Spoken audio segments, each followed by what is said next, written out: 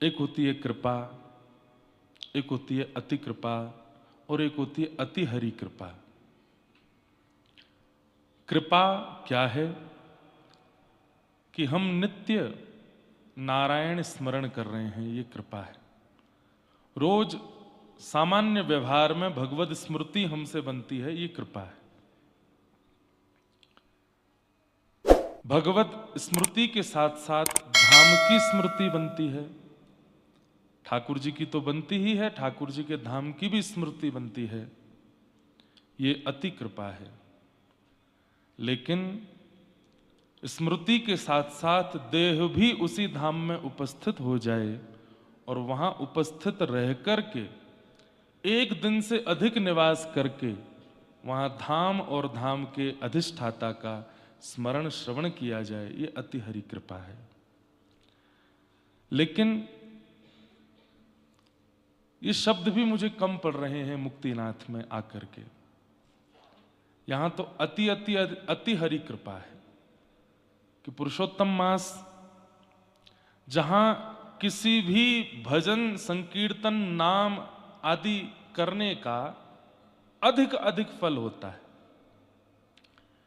हम 3 वर्षों में जितना करके आए होंगे उतना अधिक मास के एक दिन में प्राप्त हो जाता है।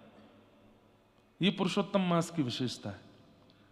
आपने 3 वर्षों में जितना भजन साधन कथा श्रवण तीर्थ यात्रा धाम गमन गंगा स्नान यमुना स्नान दान पुण्य जो भी किया, वो अधिक मास के पहले दिन केवल नाम स्मरण करने मात्र से उतना प्राप्त हो जाता है जितना 3 वर्ष में मिला। सोचिए 30 दिन में कितना मिलेगा। पर कल की बात पुनः दोहरा दूं, दीयमानम न ग्रहणंती। ठाकुर जी दे तो रहे हैं, ये 30 दिन मिलेगा तो बहुत कुछ, पर अंतिम दिन हाथ में जल लीजिएगा जिस दिन अधिक मास पुरुषोत्तम मास का विश्राम होगा, और हाथ में जल लेकर के कायेन वाचा मनसेन्द्रियैर्वा बुद्ध्यात्मना नुषित स्वभावा करोमि यत् सकलं परस्मै नारायणायेति समर्पयेतत्। हे नाथ, अपनी काया से मतलब शरीर से, अपनी काया से, अपने वचन से, अपने मन से, अपनी बुद्धि से, अपनी आत्मा से, अपने व्यवहार से, इन दिनों में मैंने जो कुछ भी किया उसका जो भी पुण्य मुझे प्राप्त हो रहा है वो सब मैं आपके चरणों में अर्पित करता हूं। दीयमानम न ग्रहणंती। बंधुओं, वस्तु ये तो सामान्य जगत में भी होता है कि जब हम किसको कुछ देते हैं और सामने वाला ले ले, हमें अच्छा लगता है, ठीक है हम इसके लिए लाए, इसने लिया। लेकिन हम किसी को कुछ देते हैं और सामने वाला उसको अस्वीकार नहीं पर बहुत दीनता पूर्वक और बहुत सरलता पूर्वक, और उसमें भी जब कि वो अधिकारी है, वो इच्छुक है और सबसे बड़ी बात उसको जरूरत है, लेकिन फिर भी वो नहीं स्वीकार करता है, तो उसके प्रति और प्रेम बढ़ जाता है। हम सबको इच्छा है मुक्ति की, उद्धार की, लेकिन नहीं स्वीकार करना ये हमारे प्रति ठाकुर जी का प्रेम बढ़ाता है। ठाकुर जी का हमारे प्रति प्रेम बढ़ता है कि नहीं ले रहे हैं, मैं देना चाहता हूं फिर भी अस्वीकार कर रहे हैं। आज सुबह देखो, एक बात हम आपको अपनी बताएं, मैं अपने नियम चाहता हूं कि आप सब करो। यहां पर हम मौन रहते हैं सुबह से लेकर के संध्या तक। जब आप लोग शाम को मिलते हैं तभी मौन खोलते हैं, उससे पहले मौन नहीं रहते। हाँ, उससे पहले मौन रहते हैं, उसके बाद नहीं रहते। तो मौन में करना क्या होता है? मनन, सोचते रहो, कुछ ना कुछ चिंतन करते रहो।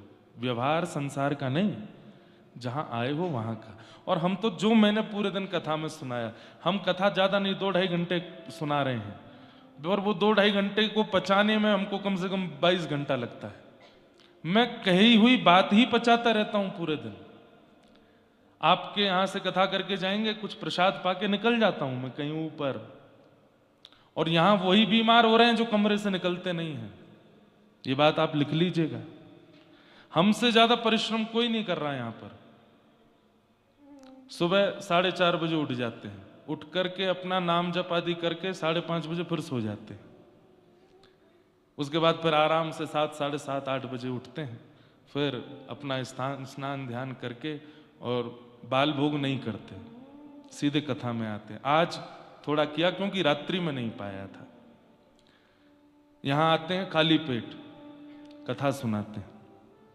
कथा सुनाने के बाद फिर जाते हैं, कुछ प्रसाद पाते हैं, प्रसाद पाने के बाद फिर निकल जाते हैं कहीं भी। कल ऊपर चले गए थे विष्णु चूल्हा। विष्णु चूल्हा तो मैं लौटते में आया, मैं उससे भी 3 किलोमीटर आगे निकल गया था। गाड़ी जहां तक गई वहां तक गाड़ी ले गए, उसके बाद फिर पैदल गए। ऊपर वहां कोई एक गुफा थी, वो देख करके आए। उसमें देखी कोई है तो नहीं भीतर, थोड़ी बर्फ भी थी, बर्फ से भी प्रणाम करके आए। थोड़ी देर ध्यान किया, इतना अद्भुत, बिल्कुल ऐसी चोटी पर बैठे थे, नीचे सब, और सामने पहाड़ दिख रहे हैं, लेकिन गौर करके देखा तो उन पहाड़ों के पीछे जो धुंधला था उसके पीछे और विशाल पर्वत थे हिमालय के। उनका दर्शन किया, दर्शन करके फिर वहां से लौटे।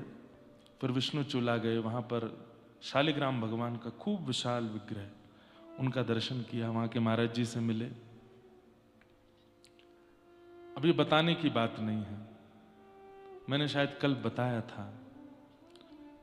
वहां के महाराज जी को मैंने सालों पहले स्वप्न में देखा था, उसके बाद मैं कभी नहीं मिला। वो 9 साल से नीचे भी नहीं आए हैं, ऐसा वो बता रहे थे। पर जब वो कल पहली बार दिखे तो मैंने कहा ये कहीं तो देखे हैं। और फिर बाद में मुझे अनुभव हुआ कि एक बार बहुत पहले स्वप्न में कहीं ऐसी पहाड़ों में केवल उनको देखा था, कोई वार्ता नहीं हुई थी, और कल उनका दर्शन हुआ। फिर वहां थोड़ी देर विराजे, फिर वो कुछ सुनाने लगे, तो उसी में विलंब हो रहा था, हमको था नीचे सब बैठे होंगे, पहुंचना है। फिर नीचे आते हैं, आप सबसे मिलते हैं, विष्णु सहस्रनाम, नारायण कवच, थोड़ा कीर्तन संकीर्तन होता है। उसके बाद फिर आते हैं, तब मौन खुलता है। फिर अपने सब परिजनों से बात करते हैं, कल की क्या योजना, कहाँ क्या करना है। पर उतनी देर चिंतन चलता ही रहता है। और आज सुबह जो एक चिंतन चित्त में आया, मैं उन्हें लिख रहा था, जो जो भी मेरे चित्त में आ रहा था।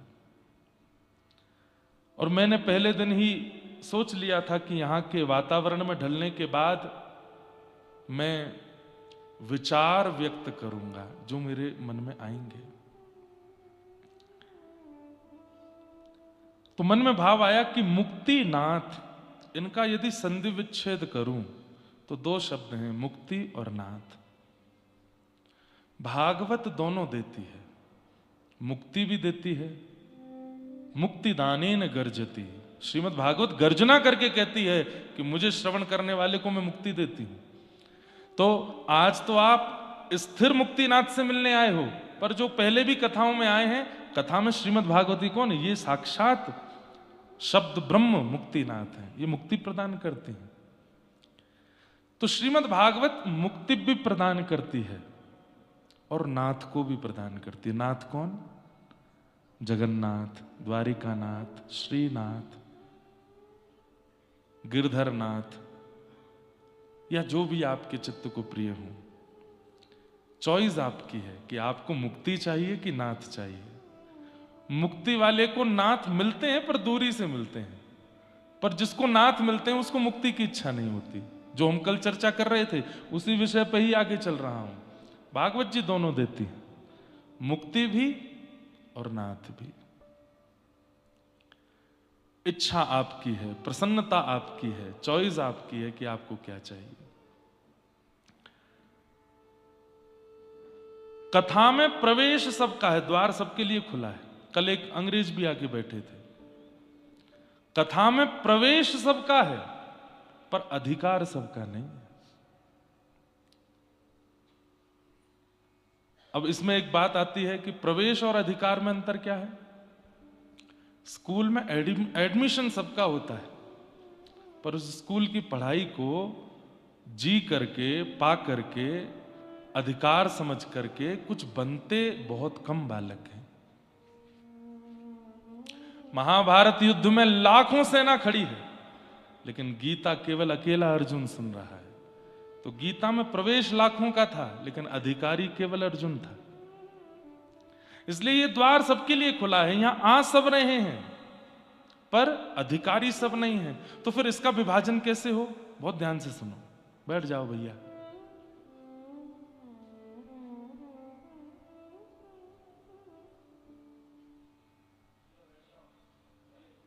विराज जाओ। क्या कुछ लिया क्या आपने इनका? हैं? अच्छा, आप आए हैं वहां से, तो हम भी वृंदावन से आए हैं।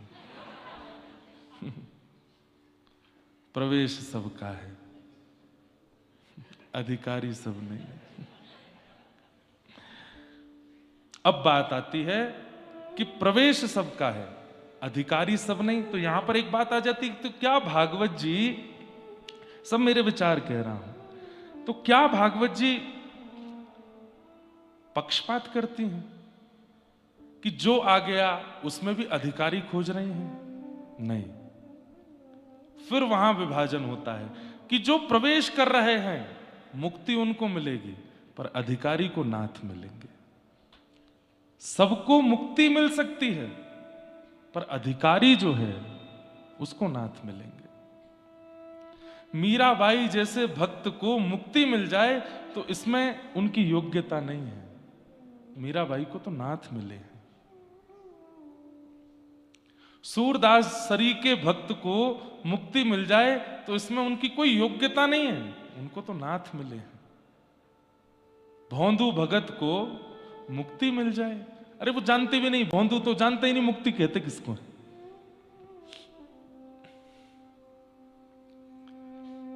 तो अधिकार सबका है, प्रवेश सबका है, पर अधिकार सबका नहीं। मुक्ति सबके लिए है, पर नाथ यहां आए हुए आप सैकड़ों में से किसी एक या दो को ही मिलने वाले, सबको नहीं।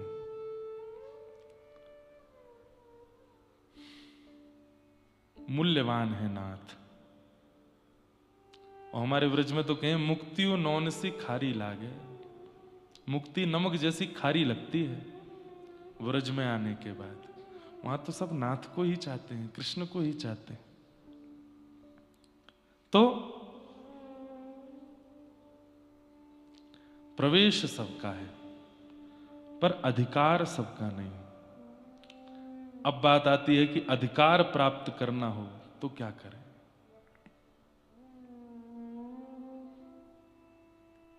गोस्वामी तुलसीदास जी महाराज कहते हैं, बहुत ध्यान से सुनिएगा और गाइएगा मेरे पीछे। गुरु पद प्रीति नीत रत जे, गुरु पद प्रीति नीत कर जे। शब्द सुनिएगा, अधिकारी कौन है? नाथ का। मुक्ति के अधिकारी तो सब हो गए हैं, पर नाथ के अधिकारी कौन बन सकते? गुरु पद प्रीति नीत रत जे, गुरु पद नीत रत जे। द्विज सेवक अधिकारी ते, द्विज सेवक अधिकारी ताकह यह विशेष सुखदाई, ताकह विशेष सुखदाई, ताकह यह विशेष सुखदाई, ताकह यह विशेष सुखदाई। जाहि प्राण प्रिय श्री रघुराई, जाहि प्राण प्रिय श्री रघुराई। ये शब्द महादेव के हैं। पार्वती जी को महादेव कह रहे हैं कि मैंने जो तुम्हें कथा सुनाई है इस हिमालय की कंदरा में, ये सबको मत सुनाना। इसमें प्रवेश तो सब कर जाएंगे, पर अधिकारी यही हैं जिनको मैं बता रहा हूं। कौन? हे गुरुपद प्रीत नीत रत जे,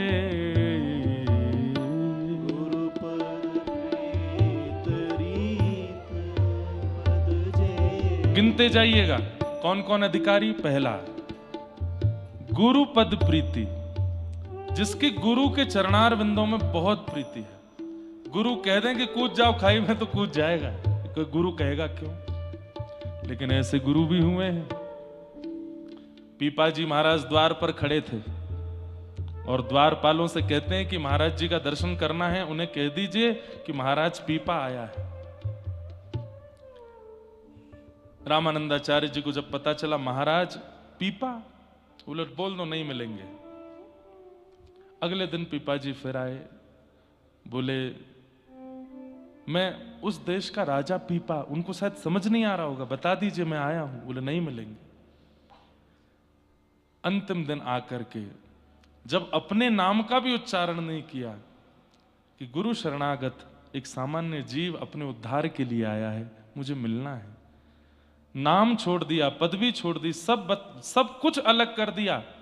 तब रामानंदाचार्य जी बोले बहुत चतुर है, 3 दिन से मिल नहीं रहा हूं ना, इसलिए पदवी वदवी सब छोड़ छाड़ करके और बिल्कुल अपना नाम भुला के बोल रहा है कि मुझे मिला दो, लेकिन मैं भी परीक्षा लूंगा। कह दो सामने एक कुआं है उसमें कूद जाए।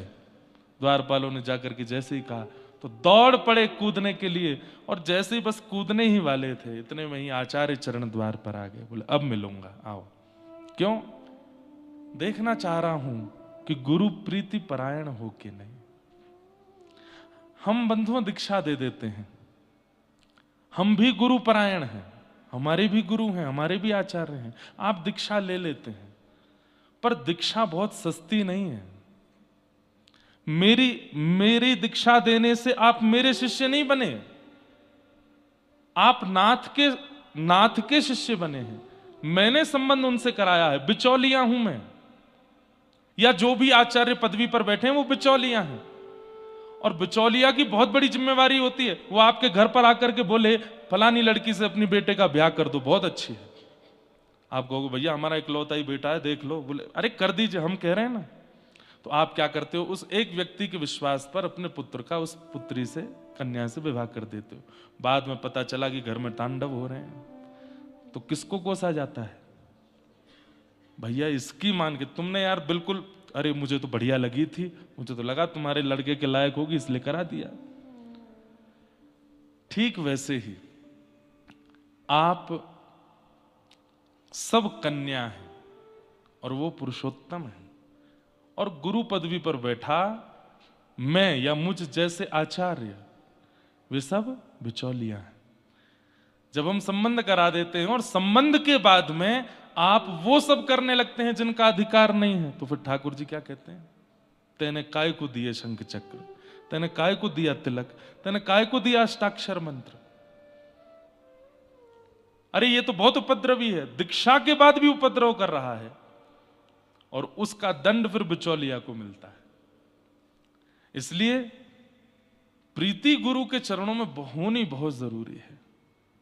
क्यों? क्योंकि जब आपका प्रीति गुरु चरणों में होगी तो फिर गुरु जैसा कहेंगे आप वो करने के लिए राजी रहोगे, और उससे फिर ठाकुर जी को कभी पीड़ा नहीं होगी, ठाकुर जी प्रसन्न रहेंगे। इसलिए इस कथा के द्वारा मुक्ति भी मिलती है, नाथ भी मिलते हैं, लेकिन नाथ प्राप्त करने वालों के लिए पहला लक्षण गुरुपद प्रीति, गुरु के चरणों में प्रीति, और नीति रत जय। नीति माने वेद शास्त्र, इनके प्रति विश्वास हो। आप भागवत जी सुनते हैं, रामचरितमानस सुनते हैं, भक्तमाल सुनते हैं, महाभारत सुनते हैं, गीता सुनते हैं, तो उसकी सुनी हुई बात पर संशय नहीं, विश्वास। गुरुपद प्रीति नीति रत जय। तीसरा लक्षण क्या? दो लक्षण हो गए अधिकारी के, लिखते जाइएगा या फिर अपने मन में उतारते जाइएगा। लिखने वाले इतनों में 2-3 ही दिखते हैं मेरे को, क्योंकि बाकियों की इतनी मेधावी बुद्धि है, सुनते ही याद हो जाता है। कभी कभी मेरा मन होता है कि मैं पूछ लूं क्या। तीसरा लक्षण क्या है अधिकारी का, नाथ की प्राप्ति के अधिकारी का? द्विज सेवक, द्विज के प्रति सेवकाई। द्विज किसको कहते हैं? जिसके 2 जन्म होते हैं उसको द्विज कहते हैं। ब्राह्मण क्षत्रिय वैश्य तीनों द्विज हैं, उसमें भी ब्राह्मण विशेष द्विज है। एक बार मां के गर्भ से जन्म होता है और फिर दूसरा यज्ञोपवीत संस्कार जब होता है तब पुनर्जन्म होता है। मतलब मां के गर्भ से जन्म तो आधा हुआ और फिर जब यज्ञोपवीत होता है तब पूर्ण जन्म होता है, इसलिए द्विज कहा जाता है। पर इसी के चिंतन में एक बात और आई, मां के गर्भ से जन्म लिया और उसके बाद गुरु ने नाम सुनाया, वह भी द्विज हो जाता है। भक्त भी तो द्विज है। जब दीक्षा देते हैं तो हम क्या कहते हैं? आज आपका जन्मदिन है, आज आपका नया जन्म हुआ है। और उस दिन देह की मां तो एक है पर आत्मा की मां गुरु हो जाते हैं। तो वैष्णव भक्त भी द्विज हो जाता है। तो द्विज की श्रृंखला में हम ब्राह्मणों को भी लेंगे, हम भक्तों को भी लेंगे, हम आचार्यों को भी लेंगे, हम रसिकों को भी लेंगे। ध्यान से सुनिए, तीसरा लक्षण क्या है नाथ के अधिकारी का? द्विज सेवक। भक्तों के प्रति, वैष्णवों के प्रति, आचार्यों के प्रति, रसिकों के प्रति जो सेवक बुद्धि रखते हैं। द्विज सेवक अधिकारी ते। बंधुओं, श्रीमद् भागवत जी अगर कदापि कभी कभी ना समझ में आ रही हूं तो मानस जी उठा लो, क्योंकि श्रीमद् भागवत का ही संपूर्ण ट्रांसलेशन है रामचरितमानस। हमारे पूज्य पिताजी कहते हैं, बोले एक एक शब्द, एक एक भाव का आपको हिंदी अनुवाद मिल जाएगा। कहां? रामचरितमानस में। अब अधिकारी कौन, इसको भागवत के माध्यम से बताएं तो हो सकता है थोड़ा विषय क्लिष्ट हो जाए, कठिन हो जाए, लेकिन मानस जी से कितना सरल हो गया। गुरुपद प्रीति नीति रत जे, द्विज सेवक अधिकारी ते। 3 हो गए। अब महादेव क्या कह रहे हैं पार्वती जी से? ताकह यह विशेष सुखदाई। ये कथा इन 3 लक्षण वाले को सुनानी है, पर इससे भी ज्यादा सुनाने वाले को सुख मिलेगा। इन तीनों से भी ज्यादा चौथा गुण जिसके अंदर होगा उसको कथा सुनाने में तुमको बहुत सुख मिलेगा। क्यों? क्योंकि वो अधिकारी है। उस अधिकारी का चौथा लक्षण क्या है? जाहि प्राण प्रिय श्री रघुराई। जाहि प्राण प्रिय, गाओ उच्च स्वर में, सांस नहीं फूलेगी। जाहि प्राण प्रिय श्री रघु, हे जाहि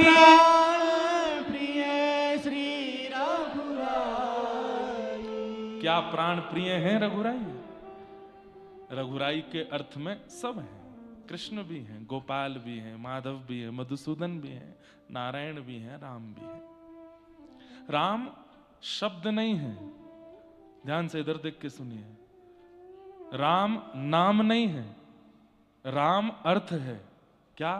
बोले जो योगियों के या भक्तों के चित्त में रमण करता है उसको राम कहते हैं। यहां किसी के चित्त में राधा रमण जी रमण कर रहे हैं, किसी के चित्त में राधा वल्लभ जी हैं, किसी के चित्त में गिरधर लाल हैं, किसी के चित्त में नारायण है। सब राम है, क्योंकि जो रमन्ति योगिनोस्मिन् इति राम है, जो योगियों के, भक्तों के, वैष्णवों के चित्त में रमण करे उसको राम कहते हैं। महादेव कहते हैं, हे पार्वती जी, मैंने जो तुमको कथा सुनाई है या मैंने तुमको जो अपने चित्त का भाव सुनाया है। ये 4 लक्षण जिसमें हो उसी को सुनाना।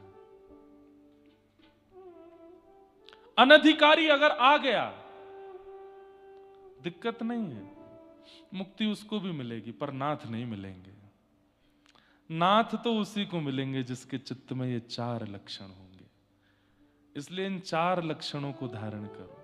सबसे पहला गुरु पद प्रीति। कोई गुरु नहीं है तो क्या करें? ऐसा नहीं हो सकता। कोई तो गुरु है जिसने राह दिखाई है, जिसने भक्ति के प्रति मोड़ दिया। यहां बैठा कोई व्यक्ति गुरु विहीन नहीं है। मुक्तिनाथ, बद्रीनाथ, वृंदावन, श्रीनाथ, गोवर्धन, जगन्नाथ, द्वारिकानाथ या दक्षिण के रंगनाथ, यहां बिना गुरु के कोई नहीं जाएगा। किसी से तो सुना होगा, किसी ने तो प्रोत्साहित किया होगा जाने के लिए, वही गुरु है। गुरु के चरणों के प्रति खूब प्रेम रखो। भरोसो दृढ़ इन चरणन के, सूरदास जी कहते, भरोसो दृढ़ इन चरणन के, भरोसो। बंधुओं, मुझ पर मेरे गुरु की बड़ी कृपा है और मेरा ये सौभाग्य है कि मेरे पिता ही मेरे गुरु हैं। लोगों के गुरु बनने के बाद वो गुरु पिता होते हैं, पर मेरे देह के भी गुरु मेरे पिता और मेरी आत्मा के गुरु भी मेरे पिता। और ये उन्हीं की तपस्या है जिस मुक्तिनाथ में कथा करने के लिए व्यक्ति 1000 बार सोचता है। हमने एक बार सोचा था बस और हो गई कथा। यहां आना सामान्य नहीं है, यहां व्यवस्थाएं करना सरल नहीं है, यहां मंच बनाना, माइक लेकर के आना, लाइव करना, यहां कुछ भी सरल नहीं है। यहां इतनी व्यवस्था भोजन की करना सरल नहीं है। यहां एक रात्रि से ज्यादा व्यक्ति रुकता नहीं, सुबह आता है शाम को चला जाता है। आज 4 दिन हमको हो गए इस प्रतिकूल वातावरण में। कोई कह रहा है मेरी सांस भूल रही है, कोई कह रहा है मुझको कुछ हो रहा है। मैं कह रहा हूं सब रुको भाई, इसको गंवाने मत दो। ये परीक्षा हो रही है तुम्हारी कि तुम लौट जाओ, मत लौटना। मेरा भी सर भारी होता है, मुझे भी रात्रि बुखार आ जाता है, मुझे भी जुकाम होता है, लेकिन मैं नहीं जा रहा हूं। वो अपना काम कर रहे हैं हमें भगाने का, हम नहीं जाएंगे। हम अपने गुरु की इतनी हल्की नहीं होने देंगे। हमारे गुरु की बहुत बड़ी कृपा है हमारे ऊपर। 7 दिन रह के जाएंगे यहां पर। भरोसो दृढ़ इन चरणन के, भरोसो दृढ़ श्री वल्लभ नख चंद्र छटा बिन, श्री वल्लभ नख चंद्र छटा, श्री वल्लभ नख चंद्र छटा बिन, श्री वल्लभ नख चंद्र छटा, सब जग माही अंधेरो, हो सब जग माही अंधेरो, भरोसो दृढ़ इन चरणन केरो, भरोसो दृढ़ इन चरणन के। और सूरदास जी अपने अनुभव के साथ कह रहे हैं। ये सूरदास जी के भगवत प्राप्ति के पूर्व का पद है। ये सूरदास जी लगभग 100 वर्ष की अवस्था। अभी सूरदास जी का चरित्र कहा था मैंने नासिक दत्त धाम में। बहुत लंबा जीवन जिया सूरदास जी ने और अपने अंतिम श्वास को लेने से पूर्व ये पद गाते हैं। किसी ने उनको टोक दिया, बोले आपने आज तक अपने आचार्य की महिमा नहीं गाई, आपने युगल का यश गाया, कृष्ण लीला गाई, लेकिन अपने गुरु के बारे में कुछ नहीं कहा। तो सूरदास जी क्या कहते हैं, बोले तुमको लगता था कि मैं कृष्ण यश गा रहा हूं। भरो चरणन।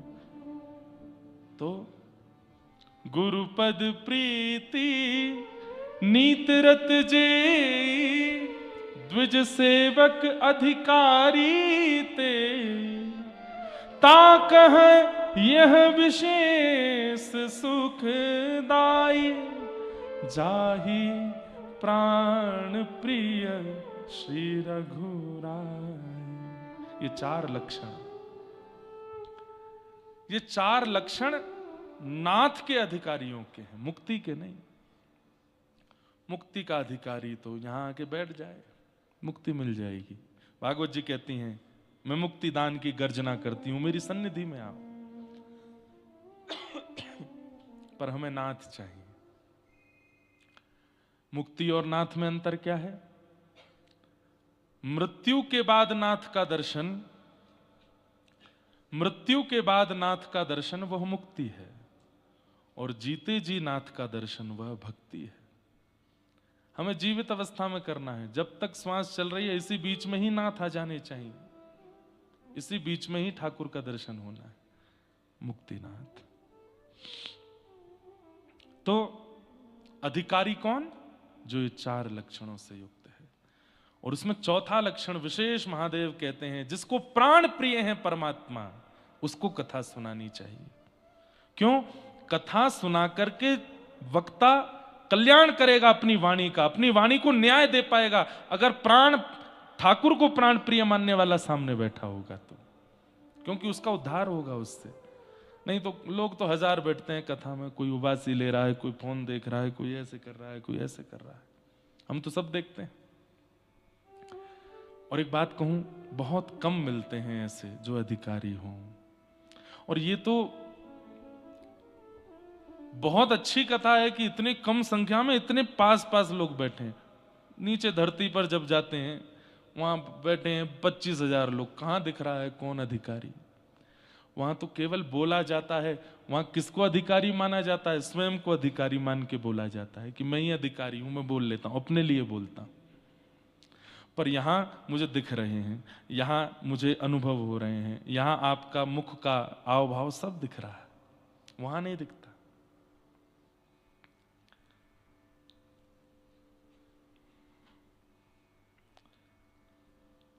तो अधिकारी को सुनाओ कथा, अधिकारी बनो कथा सुनने के लिए। ये चार लक्षण चित्त में लाओ।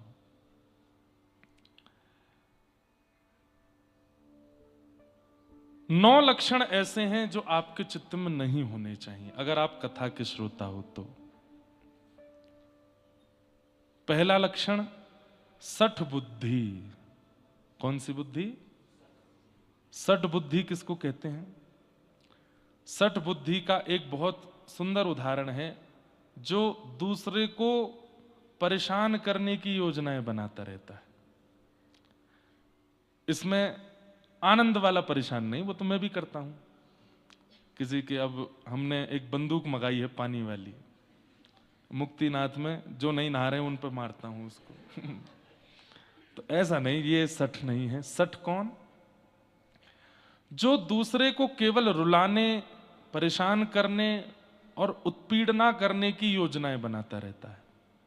हमारे पीछे बहुत सठ पड़े रहते हैं, कौन सी कथा में क्या बोल दिया, कब कहां क्या कर दिया, इनको पकड़ो, घसीटो, नीचे फेंको, इतनी सी उम्र में कैसे उड़ रहा है ये, इसके इतने शिष्य कैसे हो रहे हैं, इसको इतने लोग कथा क्यों सुन रहे हैं, ये अच्छी बात नहीं है, इसको करो। ये सठ बुद्धि है। ये 9 लक्षणों में पहला लक्षण है, अधिकारी यदि बनना चाहते हो तो ये लक्षण नहीं होना चाहिए। सठ लक्षण नहीं। किसी की भी श्रेष्ठता से आप प्रसन्न रहिए, कोई भी आगे बढ़े उससे खुश रहिए, परेशान मत होइए। सठ बुद्धि यदि आपकी है तो आप कथा के अधिकारी, नाथ के अधिकारी नहीं बन पाओगे। मैं फिर कह रहा हूं, मुक्ति के बन जाओगे, नाथ के नहीं। मुक्ति का अधिकार तो रावण को भी मिला था ना, मुक्ति तो कंस को भी मिली है, मुक्ति पूतना, अघासुर, बकासुर, धेनुकासुर, ताड़का, इन सबको भी मिली है। और मुझे ऐसा लगता है मुक्ति जब मिलती है तो वैकुंठ में भी विभाजन होगा। जो दुष्ट प्रवृत्ति के लोग हैं, जो भगवान के हाथों मारे गए हैं, उनको भी तो मुक्ति मिलती है, उनका एक सेक्शन अलग होगा। जैसे स्कूल में ABC सेक्शन होते थे ना, ए सेक्शन में कौन है जो बोले भक्त परायण मुक्ति प्राप्त किए हैं, बी सेक्शन में कौन है बोले गलती से बस भगवत भजन कर लिया, मन में इच्छा तो माता पिता की थी मुक्ति नाथ जाने की, जबरदस्ती बालक भी चला गया तो चलो इसको भी मुक्ति मिल गई, लगे हाथ, दूसरे की कृपा से हमको मुक्ति मिली, वो बी सेक्शन में होते हैं।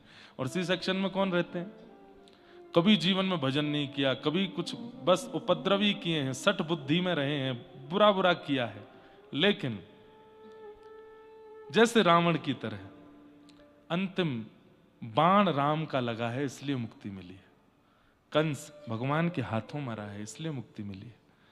तो कई बार इन सठों को भी, ये 9 लक्षण जो मैं बता रहा हूं, इनको भी मुक्ति मिल जाती होगी, लेकिन वैकुंठ में सी सेक्शन में रहते होंगे ये, इनके बेंच के आगे रावण ही बैठा होगा 10 सिर वाला, कि भाई क्या करके आए हो, मुक्ति तो मिल गई तुमको, पीछे पूतना ही बैठी होगी, इधर उधर ताड़का और ये सब राक्षस ही बैठे होंगे। ये राक्षसों को भी मुक्ति मिलती है, तो जो मुक्ति वैकुंठ में राक्षसों का जोन है वहां जाते होंगे ये 9 लक्षण वाले, इसलिए 9 लक्षण मत लाना, मुक्ति तो मिल जाएगी, नाथ नहीं मिलेंगे। पहला सठ बुद्धि नहीं। दूसरा हठशील, जिद्दी, बहुत जिद्दी नहीं होना है। एक कार्य के लिए इतनी जिद कर देते हैं कि बस पूछिए मत। बाल चेष्टा अलग बात है, छोटे बालक जिद करते हैं उनकी अलग बात है, पर बड़े होकर के भी जिद कर रहे हैं, छोटी छोटी बातों की जिद है। भोजन नहीं कर रहे, क्यों नहीं कर रहे, सुबह सुबह सबने सैंडविच खाया, मुझसे पूछा ही नहीं, इसी बात से नाराज हो गए। जिद्दी स्वभाव है, जिद्दी। और एक बात बोलूं, भक्त को भी जिद्दी नहीं होना चाहिए। कई बार प्रतिकूल परिवार है, नहीं भेज रहे वृंदावन, नहीं भेज रहे कथा में, कोई बात नहीं, ये द्वापर नहीं है कि गोपियों की तरह प्राण त्याग के आप चले जाओ, कोई बात नहीं, जिद्दी नहीं बनना है। आप एकांत में बैठो, नाथ हो सकता है कि अभी आप ही नहीं चाह रहे होंगे मिलना, कोई बात नहीं, जब आप बुलाओगे तब आएंगे, लेकिन हाँ हम तड़प रहे हैं, हमें बुला लीजिए। वो बहुत जिद नहीं करते, जिद्दी स्वभाव, और विशेष रूप से विषयों के प्रति, व्यवहार के प्रति, संसार के प्रति जिनका जिद्दी स्वभाव है उनको क्या बोलते हैं, हठशील। ये भी कथा के अधिकारी नहीं। दूसरा लक्षण। तीसरा लक्षण, कल हम परसों इस पर चर्चा कर रहे थे, ईर्ष्या। किसी की उपलब्धि देख करके, हमने किया कुछ गलत नहीं, पर मनी मन कशक रहे हैं, ये आगे कैसे बढ़ गया, इसको ऐसे कैसे मिल गया, ये ऐसा कैसे हो गया। इसको क्या बोलते हैं, मात्सर्य दोष। ये मात्सर्य दोष तीसरा लक्षण। नाथ के अधिकारियों में ये लक्षण नहीं होने चाहिए। तीसरा लक्षण ईर्ष्या। और चौथा लक्षण, कथा में मन लगा के कथा ना सुनने वाला, बार बार कभी उबासी ले रहा है, कभी निद्रा को प्राप्त कर रहा है, कभी आलस में बैठा है, घड़ी देख रहा कब होगी पूरी, नहीं, उसको भी नाथ का अधिकार नहीं मिलता, नाथ नहीं मिलते। कथा में मन लगना, श्रीमद् भागवत जी में प्रथम स्कंद में एक श्लोक है बहुत सुंदर, और मैं अधिकतर कथाओं में से श्लोक का वाचन करता हूं और सब लोगों को इस बात को समझाने का प्रयास करता हूं। वहां स्पष्ट रूप से कहते हैं कि ठाकुर जी आपसे प्रसन्न है, इसका प्रमाण क्या है, कि धर्मस्वनिष्ठितः पुंसां विश्वक्सेन कथासु यः नोत्पादयेदधिरतिं श्रम एव हि केवलम। ठाकुर जी आपकी सेवा से, आपके व्रत से, आपके नियम से, आपकी तीर्थ यात्रा से, आपके धाम गमन से प्रसन्न हैं, इसका प्रमाण क्या है, विश्वक्सेन कथासु यः। आप एक भी एकादशी नहीं छोड़ते, निर्जला और करते हैं एकादशी पर। आप हर साल जगन्नाथ, द्वारिकानाथ, बद्रीनाथ जाते हैं। आप हर कार्तिक मास में दीप दान करते हैं और आदि आदि सब कुछ करते हैं, पर आपसे ठाकुर जी प्रसन्न हैं, इस बात का एक ही प्रमाण है कि जब कथा होती है तो आप बिल्कुल विचलित नहीं होते, ध्यान पूर्वक श्रवण करते हैं, उत्साह पूर्वक कथा में रहते हैं, बिल्कुल उबासी आलस्य दूर दूर तक नहीं रहता है, परम प्रसन्न उत्सुक होकर के कथा श्रवण करते हैं। ये प्रमाण है इस बात का कि ठाकुर जी आपसे प्रसन्न है। आप कहेंगे महाराज जी चलो आपकी कथा में तो थोड़ा पद भी हैं, थोड़े संगीत भी हैं, थोड़ी बातें भी हैं, थोड़ी कथा भी है, पर कई जगह तो कथा ऐसी भी होती है कि मन ही नहीं लगता, वहां क्या करें? ऐसे में भी मन लगाना है। उसमें आज मुझसे किसी ने प्रश्न किया कि महाराज जी क्या अपने आचार्य, अपने संप्रदाय के आचार्य की ही कथा सुननी चाहिए, दूसरे की नहीं? ऐसा बिल्कुल नहीं, सबकी कथा सुनो। हमने तो पहला नियम ही यही बनाया है कि सबको सुनो, किसी के प्रति भी ये भाव मत रखिए क्या पता कुछ कहां क्या मिल जाए, है ना? सबकी कथा सुनो, सबको श्रवण किया करो, कोई बिल्कुल रोक टोक नहीं, हमारी व्यासपीठ से तो सबको श्रवण करना चाहिए। और वहां बैठ करके, और कई बार तो कठिन कठिन कथाएं सुना करो, और वहां पर जब नींद आवे तो समझ जाना वो हो ठाकुर जी अभी प्रेम नहीं करते। कथा में, सत्संग में मेरी रुचि, चैतन्य महाप्रभु के चरित्र में एक बात आती है कि एक बार किसी ऐसे की कथा चल रही थी, ज्यादा विद्वान नहीं था, महाप्रभु जी पहुंच गए और इतना भावुक हुए उसकी कथा में, इतना भावुक हुए, रो रो करके बेहाल हो गए। और जब जब वो कृष्ण नाम कहता तो दोनों भुजा उठा करके नृत्य की स्थिति में आ जाते। बाकी सब लोग बोले ऐसा तो कुछ नहीं सुना रहे, ये तो बड़ी सामान्य सी बात कर रहे हैं, और महाप्रभु जी की दशा देखो।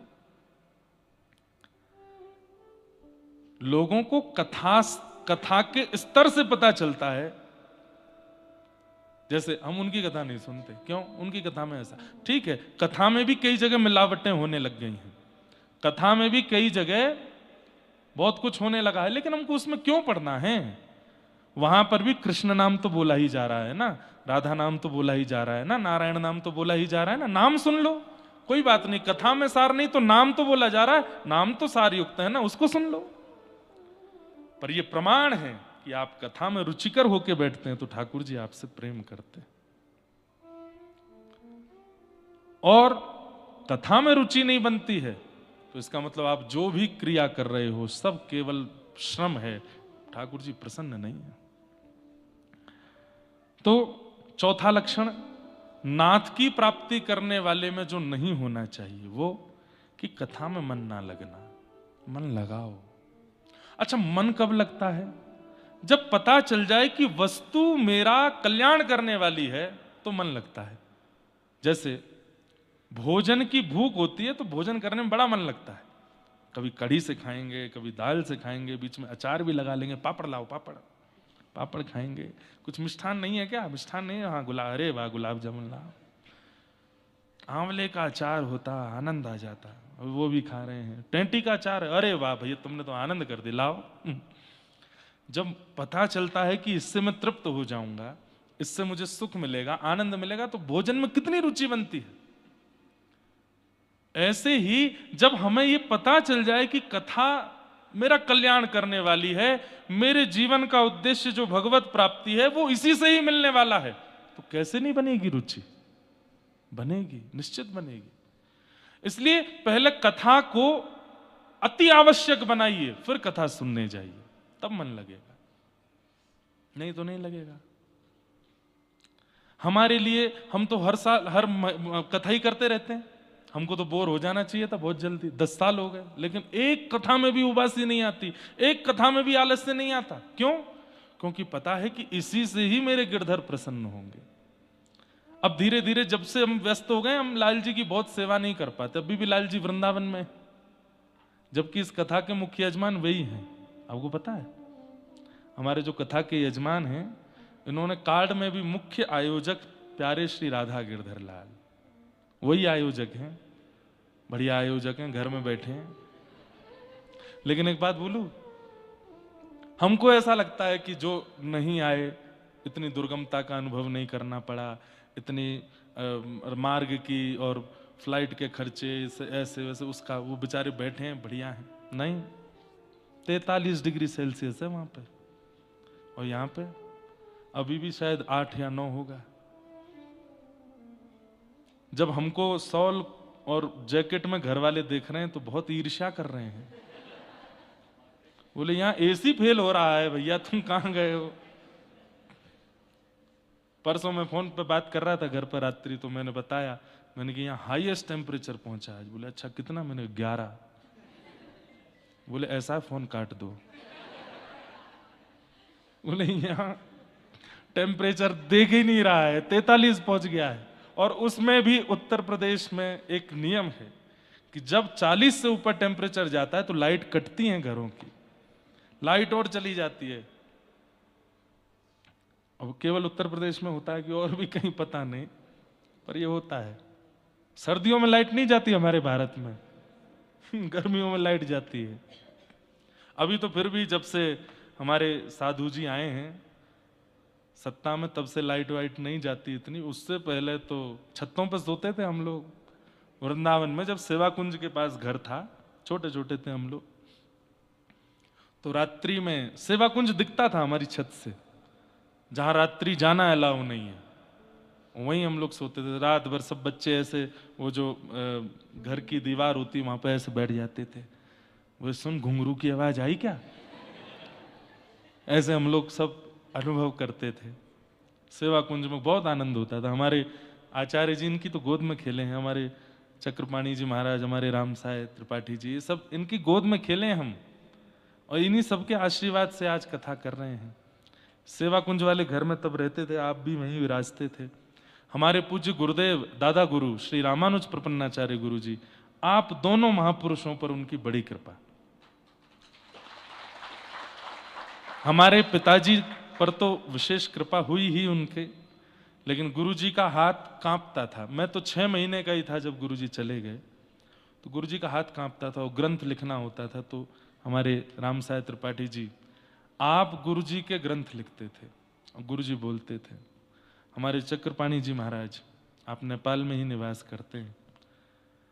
अभी माता पिता सेवा के कारण आपका नियम छूट गया, नहीं तो कितने वर्ष आप 6 महीना बद्रिकाश्रम रहते थे और 6 महीना घर रहते थे और अपने पांडित्य क्रम में रहते थे।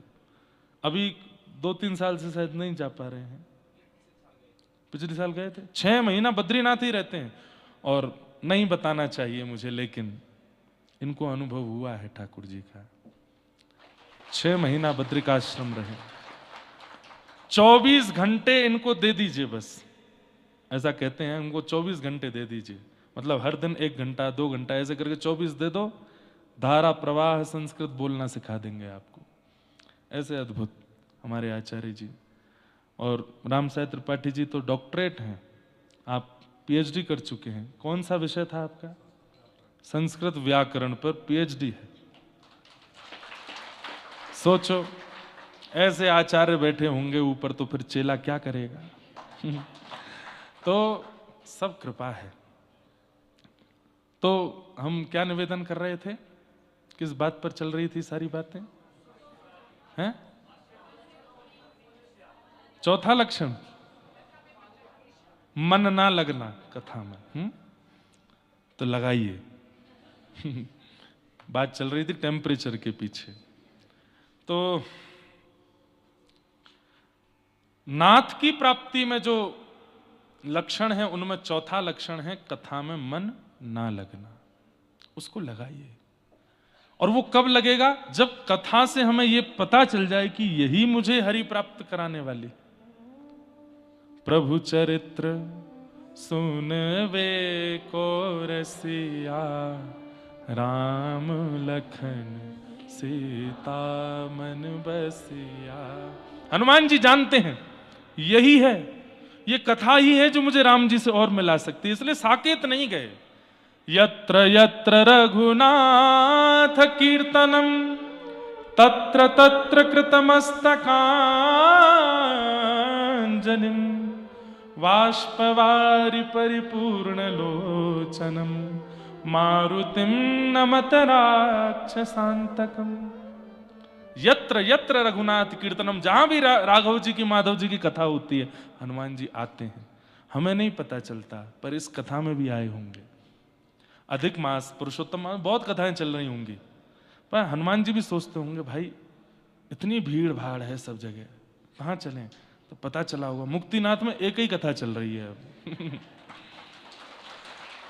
एक कथा और चल रही है रामानुज कोट में, वो तो मास कथा चल रही है, एक आचार्य जी यही नेपाल के ही कथा कर रहे हैं वहां, पर साप्ताहिक कथा हिंदी भाषा में तो यही चल रही है। हनुमान जी बोल रहे होंगे कि चलो वहीं चलते हैं, आके बैठ जाते होंगे चुपचाप, हमको नहीं पता चलता है, और वो निश्चित सुनते हैं। और आप क्या कहेंगे, आज से सुन रहे हैं, 3 युग से सुन रहे हैं, वो कथाएं वो कितनी बार सुन चुके हैं। अरे वक्ता के पास भी वो विषय नहीं होगा जो हनुमान जी पर है, लेकिन फिर भी दीन बन के जाते हैं, कथा सुनते हैं और रोते रहते हैं। प्रमाण क्या है कि हनुमान जी कथा में बैठे होंगे, तो उनका प्रमाण क्या है कि कौन से हैं हनुमान जी? बोले जितनी देर कथा चलती है, वाष्पवारी परिपूर्ण लोचन, आंखें भरी ही रहती हैं, नेत्रों से आंसू ही गिरते रहते हैं, वही हैं हनुमान। तो चौथा लक्षण क्या है? मुक्ति की प्राप्ति। अब विषय बार बार नहीं बोलूंगा मैं पूर्व का, मुक्ति और नाथ दो में चल रही है बात। नाथ की प्राप्ति करने वालों में यह चौथा लक्षण नहीं होना चाहिए, कथा में मन लगाओ। 5वां लक्षण, नाथ की प्राप्ति किसको नहीं होती है? द्विजद्रोही। द्विजद्रोही, द्विज का अर्थ मैंने बताया, जिसके 2 जन्म होते हैं, वो ब्राह्मण है और वो भक्त है। भक्त, संत, साधु, हरिजन, इनका जो द्रोह करते हैं, ब्राह्मण का जो द्रोह करते हैं, विप्रों का जो द्रोह करते हैं, ऐसे को नाथ की प्राप्ति नहीं होती। इसलिए भूल करके भी कभी वैष्णव अपराध, द्विज अपराध मत कीजिए। आपका एक अपराध आपकी जीवन भर की सारी भक्ति को सिमट करके गंगा में प्रवाहित कर देता है, नहीं मिलने देगा ठाकुर जी से।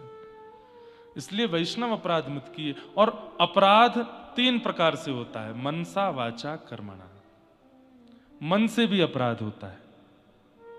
आपने केवल कोई बात सुन ली किसी की और तुरंत उसके बारे में अनर्गल विचार करने लगे, अरे हाँ हमको लग तो रहा था, ऐसा ही है, ये मानसिक अपराध हो गया। बोल दिया, किसी 4 आदमी से जाके कह और दिया, ये वाचिक अपराध हो गया। और फिर सन्मुख आकर के उनका अपमान कर दिया, ये कार्मिक अपराध हो गया। मनसा, वाचा, कर्मणा, 3 प्रकार से अपराध बिल्कुल मत कीजिए।